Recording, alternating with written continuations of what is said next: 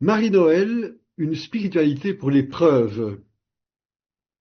Alors notre atelier de ce soir va nous faire rencontrer, vous avez son visage devant vous, une humble femme, poète et mystique. Et son expérience spirituelle pourra nous éclairer sur certaines réalités que nous vivons. Alors, qui est Marie-Noël? Son vrai nom, Marie Rouget. Elle est née le 16 février 1883, donc vous voyez que ce n'est pas tout récent, à Auxerre, au Auxerre, dans le nord de la Bourgogne. Une ville qu'elle n'a pratiquement jamais quittée. On dit qu'elle a vécu toute sa vie à l'ombre du clocher de la cathédrale d'Auxerre. Née en 1883, elle est décédée le 23 décembre 1967. Alors, comme écrivain, Marie-Noël est surtout connue pour son œuvre poétique. Et malgré sa modestie, elle était admirée par de grands écrivains de son temps, des gens aussi différents que Paul Valéry et Louis Aragon. Aragon, qui n'avait pourtant rien d'un catholique, disait même qu'elle était le plus grand poète français vivant de son temps. Alors Marie était une catholique profondément croyante et même mystique, on peut dire, très marquée par une vie intérieure tourmentée. Confrontée à la souffrance, elle éprouvait de la révolte, mais elle la surmontait par la foi et à travers son travail d'écriture. Marie-Noël n'est pas un auteur facile, évidemment, hein. Et pourtant, tout n'est pas sombre chez elle. Il y a notamment des textes où elle chante la beauté de la création, notamment un ouvrage qui s'appelle Les chansons et les heures. Je vous recommande de la lire, ça vaut vraiment la peine. Et puis même dans des textes qui évoquent la souffrance, elle ne manque jamais d'une touche d'humour, ce qui est toujours réconfortant. Alors parmi les souffrances qui l'ont marquée, il y a un amour de jeunesse qu'elle n'a jamais pu déclarer et qui de ce fait n'a pas abouti. Elle a aussi été profondément marquée par la mort de son jeune frère, Eugène, en 1904. Donc elle était jeune encore elle-même, et ce décès brutal, un lendemain de Noël, a été à l'origine du choix de son pseudonyme. Au total, la vie humble et cachée de Marie-Noël, ainsi que son œuvre, qui témoigne de ses combats et de sa foi, ont conduit finalement à ce que sa cause en béatification soit introduite à Rome en 2017. Cette cause est donc lancée. Peut-être un jour honorons-nous une bienheureuse Marie-Noël, ou Marie Rouget, puisque c'est son vrai nom. Alors, sa spiritualité, que nous allons voir, une partie, en tout cas un versant de sa spiritualité, à partir de ses écrits. Et donc, je voudrais maintenant, à partir de quelques textes, vous faire goûter la spiritualité de Marie-Noël, et j'en ai choisi quelques-uns qui évoquent son attitude de foi devant l'épreuve et la souffrance. Et vous verrez, je me contenterai de les commenter assez brièvement.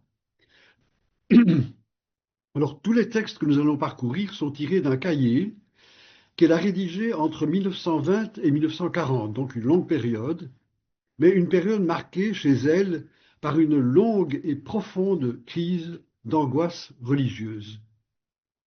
Elle a voulu en garder la trace en notant au jour le jour les impressions qui habitaient son âme tourmentée. Et ce cahier a été ensuite publié sous le titre de Notes intimes.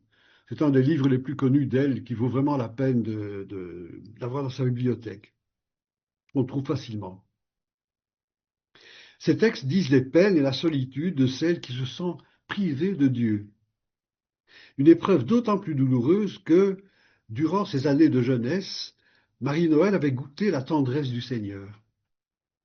Alors en parcourant quelques-uns de ces textes, nous pourrons mieux comprendre avec Marie-Noël comment les épreuves, qui n'en a pas, hein, et même les nuits, peuvent nous façonner et purifier notre relation à Dieu.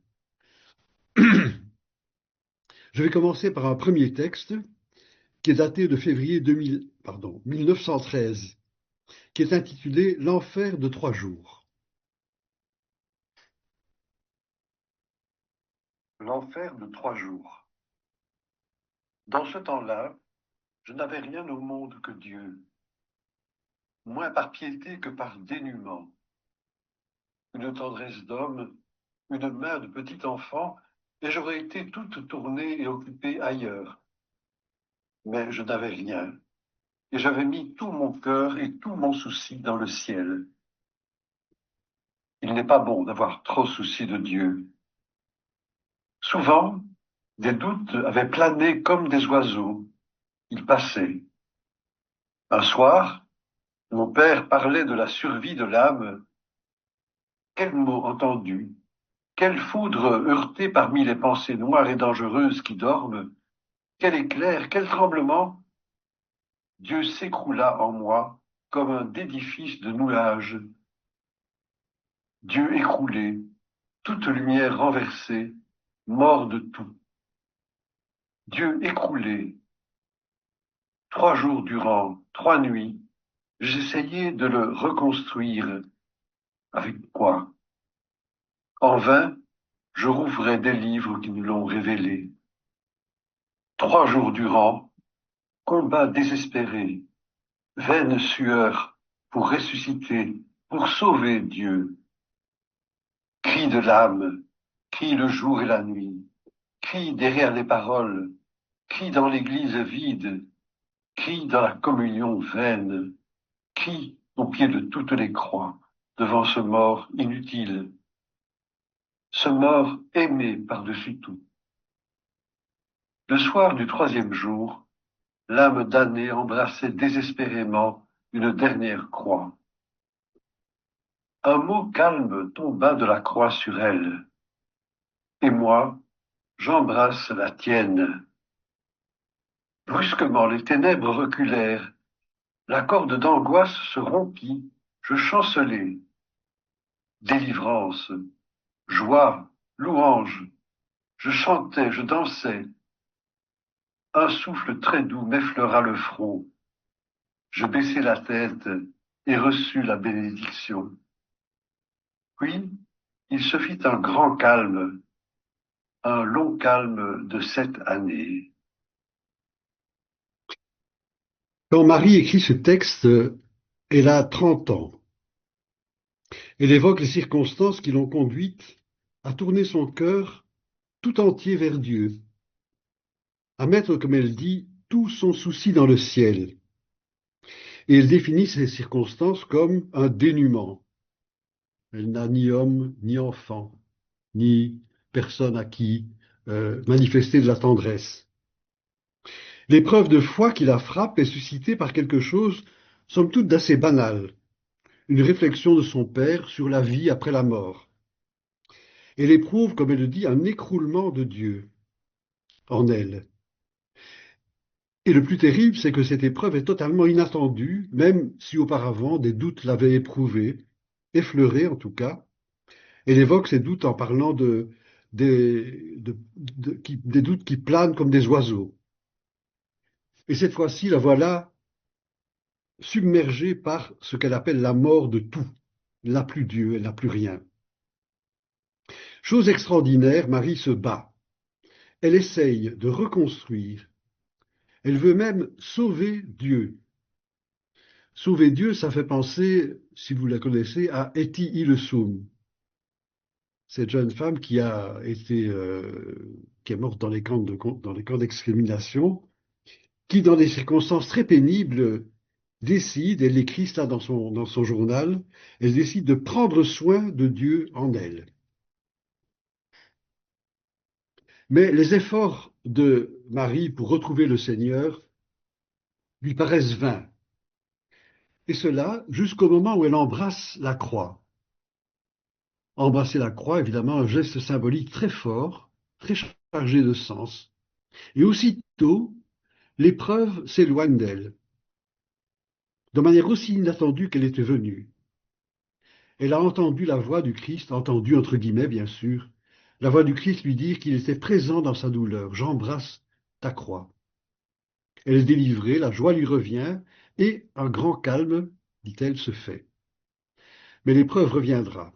Quelques années plus tard, elle écrira alors un autre texte un peu du même style, intitulé non plus l'enfer de 3 jours, mais l'enfer de 7 semaines et de plusieurs années. Alors, à travers ce témoignage, Marie-Noël nous aide à comprendre le sens de l'épreuve. Dieu permet que la lumière se voile, et même qu'elle se voile presque totalement. Il ne reste alors que la foi nue, une foi qu'il s'agit de défendre au prix d'un combat parfois terrible et de tentations de toutes sortes.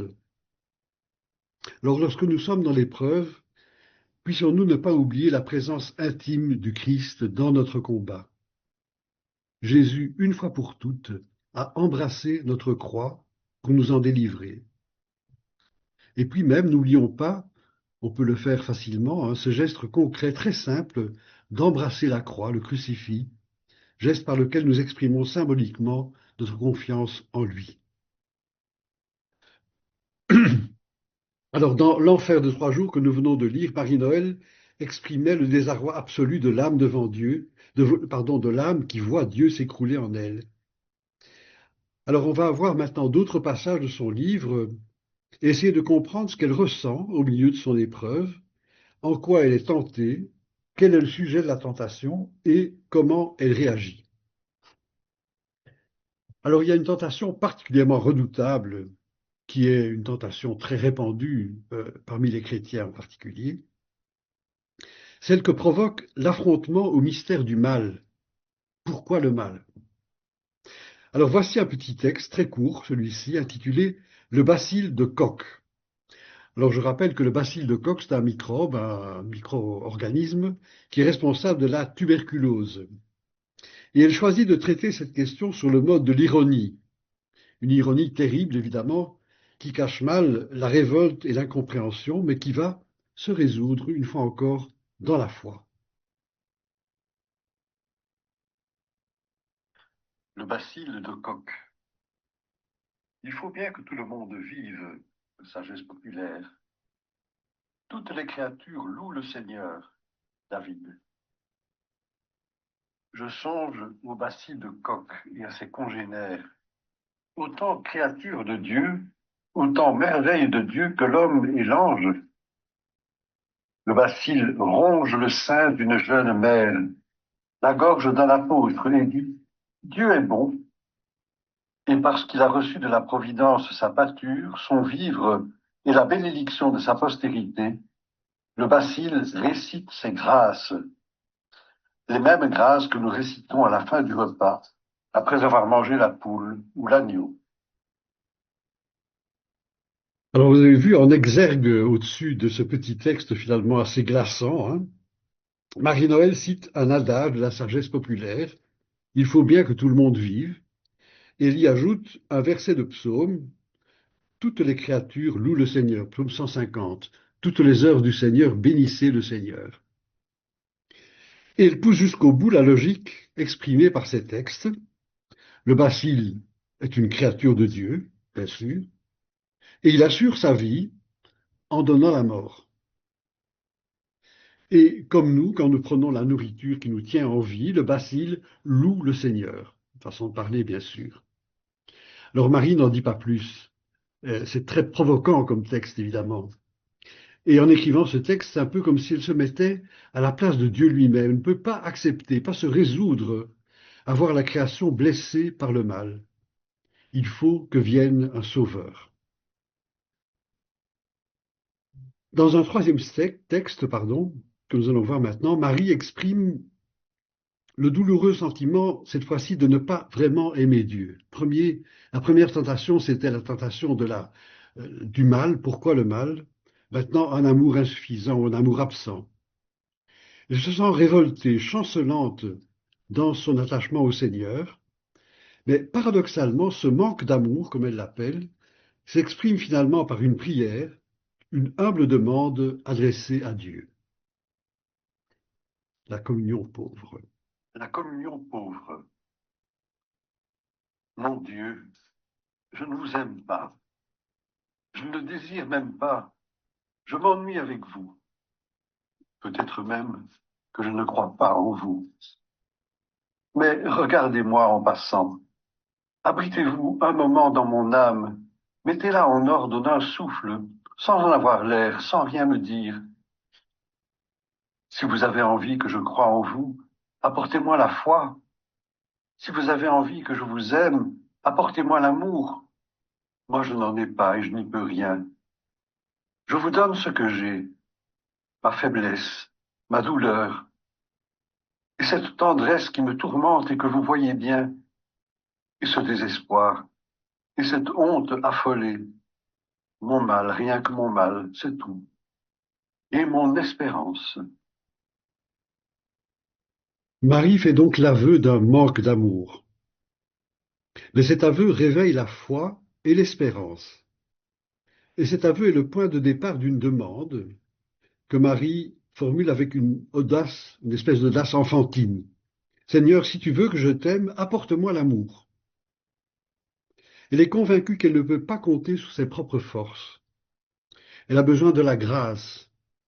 Elle demande à Dieu ce don qui ne peut venir que de lui. On peut comparer cette démarche, toute proportion gardée bien sûr, à celle de saint Augustin qui a éprouvé lui aussi sa faiblesse et qui demande inlassablement à Dieu l'appui de sa grâce.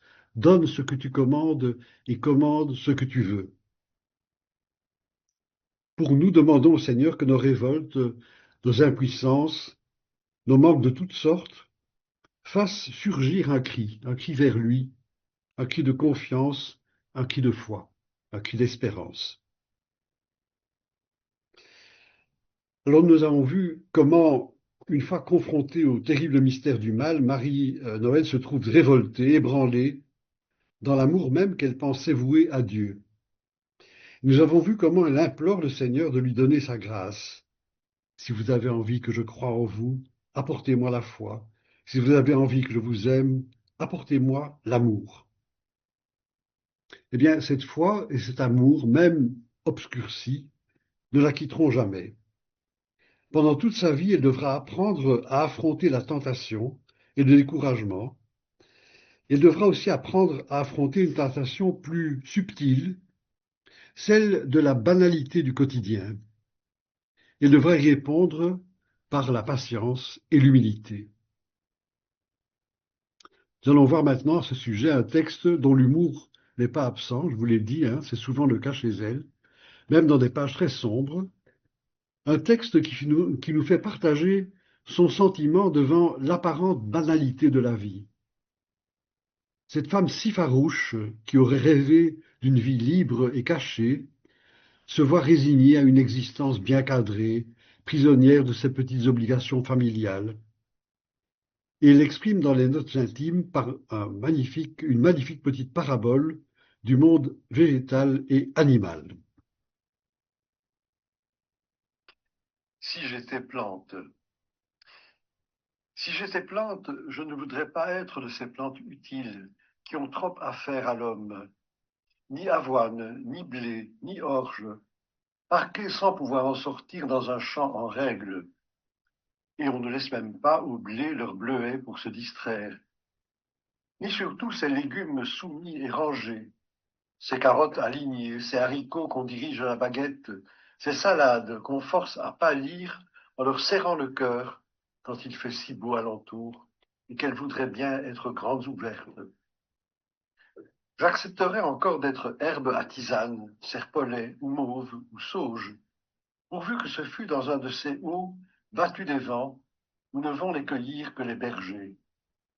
Mais j'aimerais mieux être bruyère, gentiane bleue, ajon, chardon au besoin, sur une lande abandonnée, ou même un champignon pas vénéneux, mais pas non plus trop comestible, qui naît dans la mousse un matin, au creux le plus noir du bois, qui devient rose sans qu'on le voie, et meurt tout seul le lendemain, sans que personne ne s'en mêle.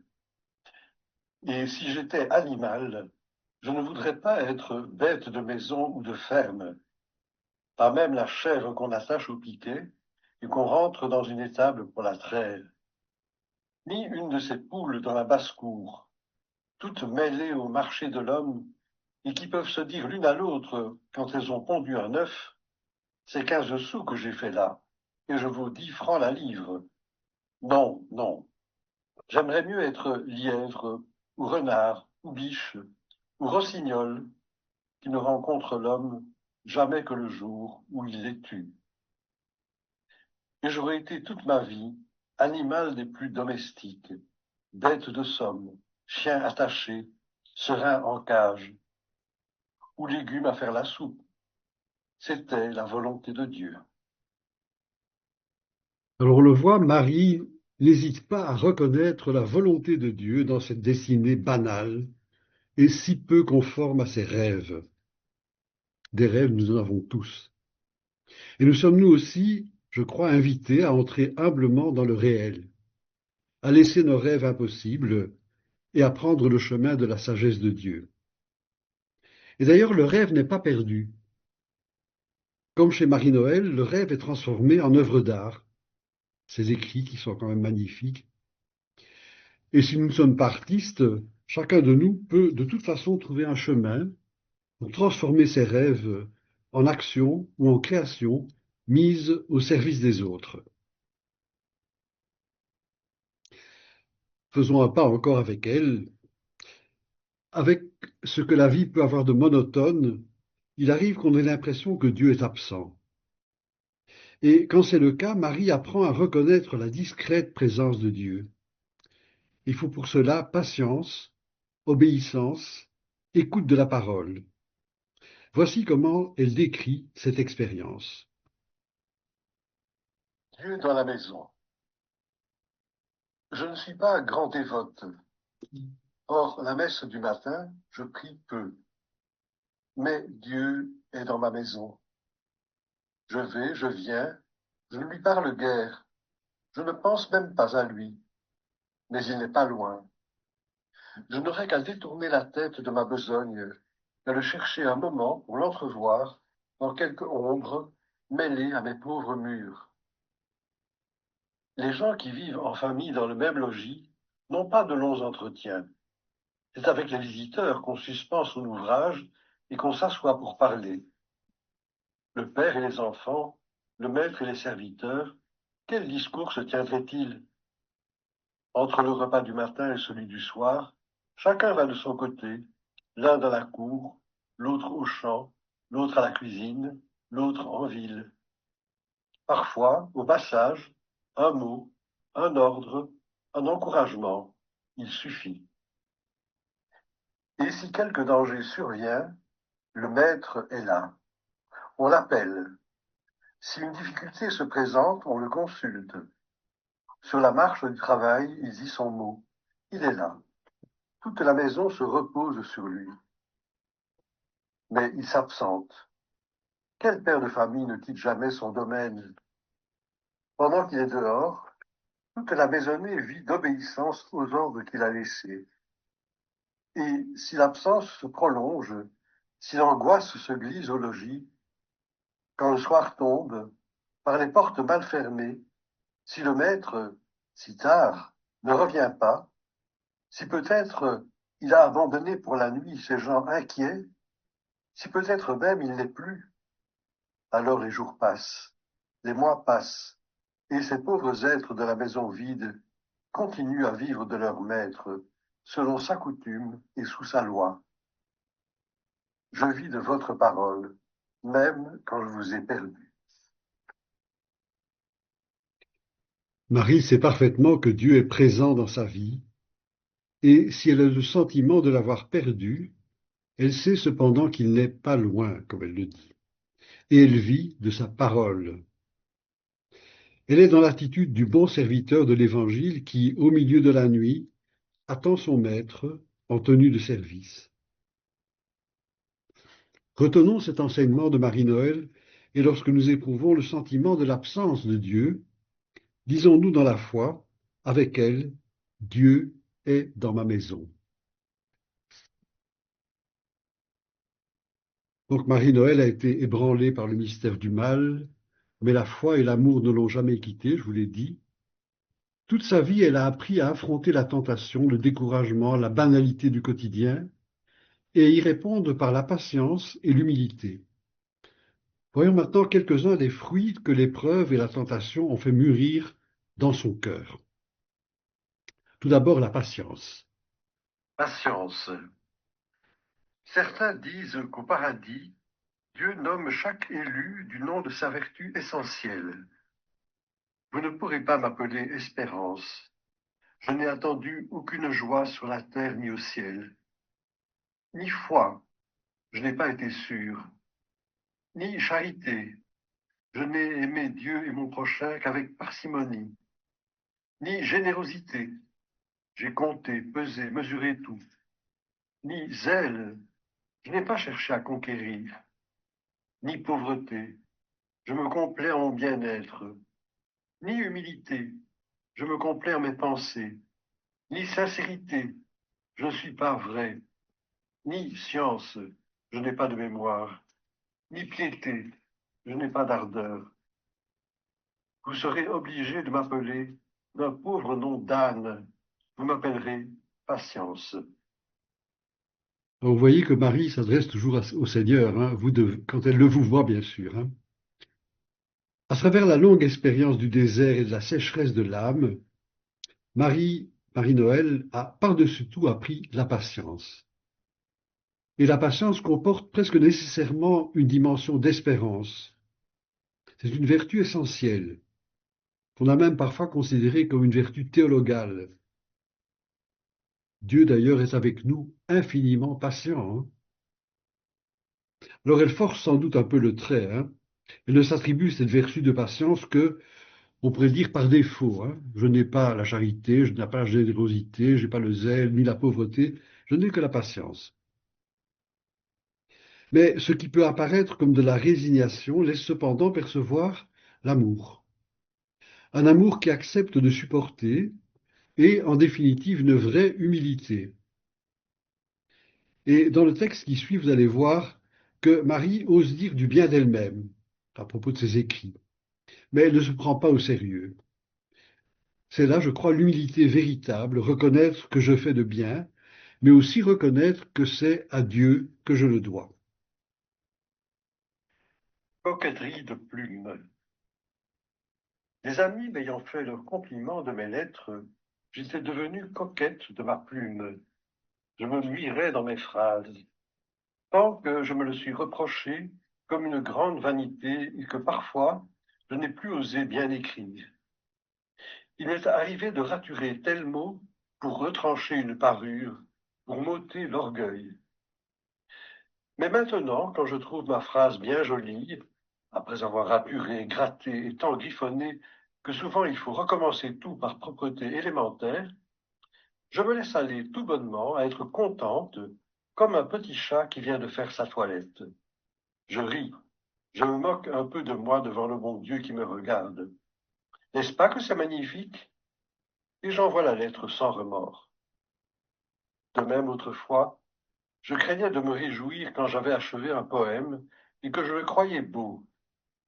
Il ne l'était peut-être pas, mais j'avais les yeux de l'amour. Maintenant, je le trouve beau tout à mon aise. Je ne l'ai pas fait toute seule. Auteur à peine, auteur à moitié, comme la mère l'est de l'enfant. Dieu sème, Dieu donne l'inspiration. Le Père, c'est lui. Alors voilà, laissons-nous instruire par cet humble réalisme de Marie-Noël. Tout ce que nous éprouvons comme nos limites ou nos faiblesses peuvent devenir le lieu de l'accueil de la grâce de Dieu. Mais aussi sachons voir l'œuvre de Dieu en nous chaque fois que nous faisons quelque chose de bien. Dieu donne l'inspiration, Dieu sème, le Père, c'est lui. Alors Marie-Noël n'est pas de ceux qui croient à l'amour facile. Hein. Ses chansons, ses poèmes ne sont pas à l'eau de rose. Elle sait d'expérience que l'amour n'écarte pas la souffrance. Et d'ailleurs, la figure accomplie de l'amour, vous le savez, c'est la croix. Dans le petit texte qui suit, très court, 2 lignes, Marie-Noël exprime ce qu'est véritablement l'amour. La présence de Dieu au cœur de l'homme, c'est-à-dire le Saint-Esprit. L'amour de Dieu est répandu dans nos cœurs par le Saint-Esprit qui nous a été donné, dit saint Paul. La guerre. Où sont deux hommes, deux chairs, sont deux fins. Et la guerre. L'homme n'est protégé de l'homme que par la charité. Dieu se met entre eux deux. C'est bien d'actualité, je crois, hein, ce texte. Le Créateur a fait l'homme à son image et à sa ressemblance, nous dit la Bible. Et ainsi, puisque Dieu est amour, l'humain est fait pour l'amour. Mais l'image de Dieu en nous est blessée, et nous sommes en proie à des puissances d'égoïsme et de violence. Seule la présence intime de Dieu en nos cœurs peut faire taire ces puissances mauvaises qui nous poussent à la guerre. Et je vais terminer avec un dernier texte que j'aime beaucoup, dans lequel elle exprime la compassion. Cette femme qui a souffert, éprouvé ses déficiences et même parfois sa propre complicité avec le mal, se montre capable de compatir aux faiblesses et même à la déchéance des autres. Dans ce beau texte qui suit, vous allez l'entendre, Marie nous invite à déceler les traces de lumière au cœur de tout être, même abîmé par la vie, et à lui témoigner notre compassion. La soulotte. Aujourd'hui, après déjeuner, j'avais très mal. Je suis allé marcher loin dans la campagne. Au retour, sur la route, j'ai rencontré une femme. Je la connaissais à peine. Je ne savais pas son nom. Elle m'aborda en hésitant, en titubant. Elle était saoule. Alors, vous venez de faire la promenade? Oui, vous voyez, il fait très beau. Un silence. S'éloigne-t-elle? Elle se rapproche. Mademoiselle, j'ai votre portrait dans ma maison, sur un journal. Je l'ai épinglé au mur. Vous êtes assise près d'un puits. Je vous regarde. Je vous respecte. Oh, c'est bien gentil à vous. Mademoiselle, il ne faut pas croire tout ce que les gens vous disent de moi. Mais on ne m'a rien dit de vous. Oh, vous, mademoiselle, vous êtes une brave femme. Oui, une brave femme. Je pense à beaucoup d'autres choses. Je répète, oui, une brave femme. Moi, il m'appelle la Soulotte. Eh bien, si vous aimez boire un petit coup de temps en temps, oh, souvent, presque tout le temps, oh, ce n'est pas un bien grand péché. Je rends service tant que je peux, le bon Dieu le voit. Elle me prend la main, la presse fort, approche du mien son visage aviné, boursouflé et rouge. Je devine ce qu'elle voudrait. Je l'embrasse sur les deux joues.